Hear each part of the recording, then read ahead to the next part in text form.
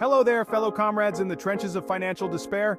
Let's be honest, being broke is about as fun as a root canal. Actually, scratch that. Root canals are more fun because at least you get drugs. Being broke is more like that recurring nightmare where you're naked in public, except it's real life, and you can't afford new clothes. But fear not, my financially challenged friends, because I'm here to guide you through the treacherous terrain of personal finance. And don't worry, I'm not going to bore you with complicated jargon or spreadsheets that would make a CPA weep.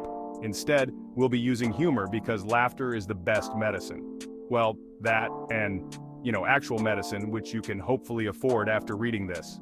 So, buckle up, grab your metaphorical budgeting apps, and get ready to laugh your way to solvency, or at least a slightly less depressing bank account balance. Let's talk about budgeting. I know it sounds about as appealing as a colonoscopy prep.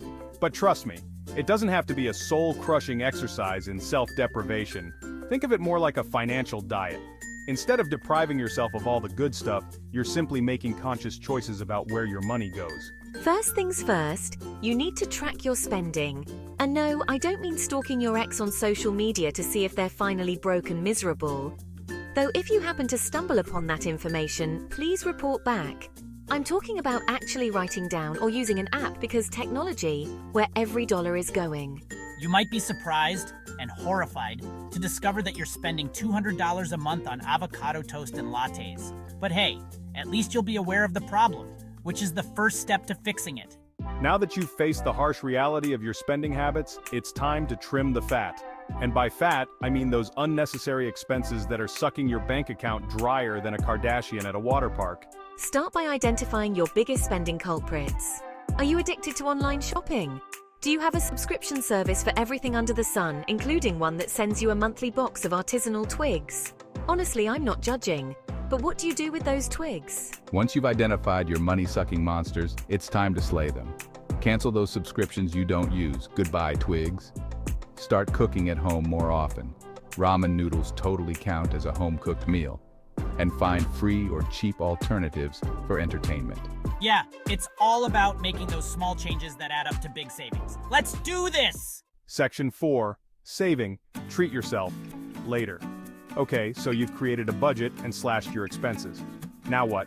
Well, it's time to talk about the S word. No, not that S word. Get your mind out of the gutter. I'm talking about saving. I know. Saving money can feel like trying to herd cats. It's difficult, frustrating, and there's a good chance you'll end up with scratches on your face.